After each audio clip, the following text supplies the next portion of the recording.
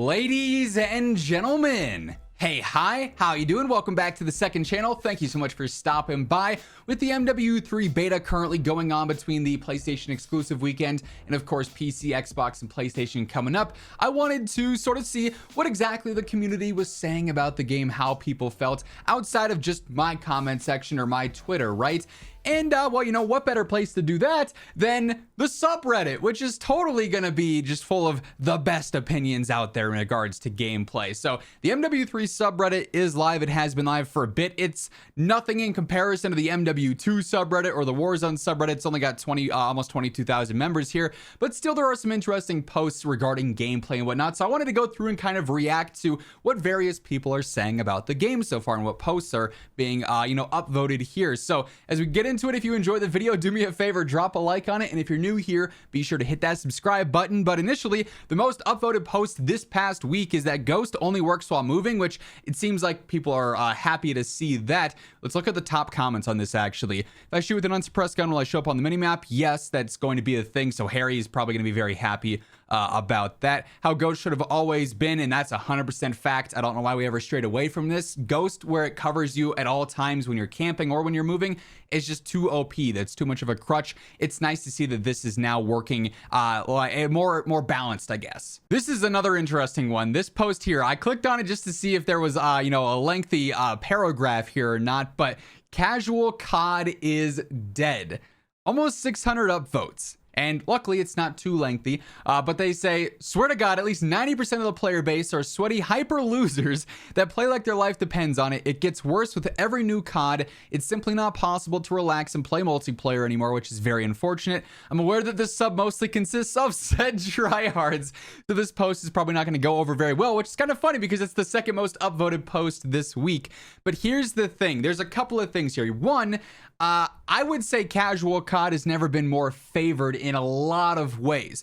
Yes, skill-based matchmaking exists, and it's not going to go anywhere. Skill-based matchmaking makes Call of Duty millions and millions and millions of dollars. Skill-based matchmaking makes almost every other game out there millions and millions of dollars. It's a system that is disadvantaging certain players, but for the massive amount of players who don't look into it that much or don't simply care, which is the majority of the player base, it just is ultimately a successful thing for the business. Player base, business, yes. So it's not going to be going anywhere. In that sense, yes, it's hard to play the game more casual, but playing the game as a casual is really being favored right now in a lot of ways. MW2, I think, is so strange because I feel like a lot of casual players did enjoy that game, when in reality, it wasn't really built for casual players or for competitive players. Obviously, there's almost next to no skill gap in MW2 with no movement, gunplay feeling however, at the same time, casual players had to learn very awkward recoil patterns that were not predictable whatsoever, so there wasn't really a huge learning curve to a lot of that. The TTK was so fast that you get fried with no chance to react. It was kind of in a gray area, right? MW3, on the other hand, I feel like is definitely catering to a certain casual player base for sure, in the sense that this is a game that you can be very good at or just mediocre at and still find success. You pick up a gun, you can do well with it. They are low recoil, they're easy to use. You can read the minimap, it's very clear and very obvious. The game is straightforward, it's not nearly as convoluted and awkward as MW2. So, while yes, the game is sweaty, because of skill-based matchmaking, actual gameplay does favor casual players a lot. Also, this is a post stemming from the PlayStation weekend, which is exclusive as is to only obviously PlayStation players, people who care enough to buy the console, but then even more so during the early access period for pre-orders just on PlayStation. That's like sweaty of the sweaty, because that's the people who know they're going to buy the game. They want to test it out right away and they have the platform to do so. It doesn't get sweatier than that first exclusive time period for pre-order access only on PlayStation. So, give it this next weekend once it reaches an open beta for everyone on all platforms, and things will probably change. This person posted their impressions after about 6 hours of gameplay. The good, movement, visual recoil from MW2 is gone, as I was just saying. Perks at the start of the match, which is just crazy that that's a positive now. Good TTK. The bad, the movement feels clunky. Part of it does. I think that delay is definitely a big problem there for sure. Weapons feeling too similar with zero recoil, I think will be something that gets adjusted over time. Gun sounds design is just bad. I didn't hate the audio of some guns, but it definitely didn't seem as, full of life, I guess, as Infinity Ward guns. But Infinity Ward kind of always nails that, if I'm being honest. The perk implementation is strange. There's a very little mix and match left, as the vests seem to limit the rest of the gear you can use. I think this will be more opened up during the full game when we have access to everything there. Field upgrades are largely useless outside of trophy systems. Again, as we get more playtime with stuff, I think that'll be a little bit different. The graphics, the top of my list, because this game looks terribly dated. Console to me didn't look awful, and I feel like that might improve on PC some, but I don't think COD's graphics are going to improve drastically year over year, as is really, if I'm being honest. Packet burst is officially confirmed. I thought it was hilarious that at Next, because they weren't officially on LAN, they were on like a server connected to everyone there, they were still lagging. Not necessarily a great look, but yeah, packet burst. The servers in COD, we know they're not very good at all, so that's a bit of a bummer there. New ultra slim laundry machines. MW3 is set in a futuristic timeline confirmed. Those are very slim watch. I would have never noticed this. There is such a tiny wall there. I wonder if that changes because of this Reddit post, which would be actually hilarious. But if I full screen this so you guys can see it a little bit better, that is very funny. The washing machines are somehow in this wall that's like a foot thick, if that. I would have never picked up on that, but that is actually hilarious. You guys didn't get enough of it on MW1. Stop voting Rust.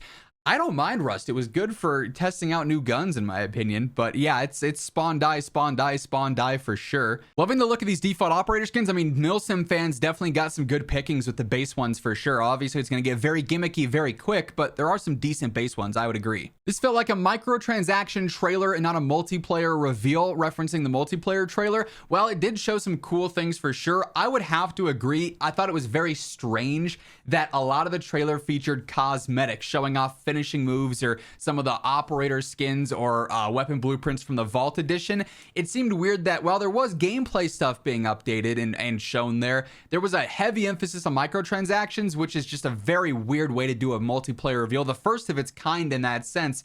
I hope they don't go back to that in the future. Battle Rage nerf, they work quick. Obviously, Sledge tweeted a little bit ago during the first weekend that they did end up updating Battle Rage. Sledge is always usually very quick when it comes to adjusting things that the community is up in arms about from a majority standpoint. So hopefully that's a trend that continues throughout the year for sure. Full Zombies map, obviously it's sharing with Yurzikistan, which is for Battle Royale as well. I hope it doesn't get too boring for Zombies fans. That's my only concern. Teammate names are too small, 110%. You can open up the full image here, and I mean, it's going to be hard to see that blue blending in with some of the stuff in the background. I've noticed this as a problem from day one, really. Not a fan. That absolutely has to change. Ads which directly address FOMO don't make me want to play the game. I haven't seen this ad myself, but this is again really weird on COD's part. Don't get the fear of missing out. Pre-order for early access to the open beta first on PlayStation. That's such a strange way. Talk about the updates. Talk about the cool features that are coming with the game. Don't miss out. It sounds so cheap. It's weird. I agree. That's not a great way to get people to play your game, in my opinion. Feels like Vanguard with MW2 visuals and settings. Played about 10 games so far. The weapon sounds, movement give me Vanguard vibes. Personally, I don't hate that. I don't feel like Vanguard outside of the TTK and some of the maps was a bad multiplayer. It was just set in a trash era. Nobody wants World War II COD anymore. A modern COD with Vanguard's gameplay probably would have been much better received. And if MW2 is a mix of what worked well in Vanguard plus what the community didn't like about MW2 and reverting those things and updating that, I feel like that's a decent mix, just my 2 cents. Tweak the color saturation. I agree. Some maps do look a little too gray or like blue. I'd love some more vibrant colors to stand out for sure. Add back the kill counter. I 110% agree. We need this back in the game. It's just not fun to have to count in your head what streak you're on.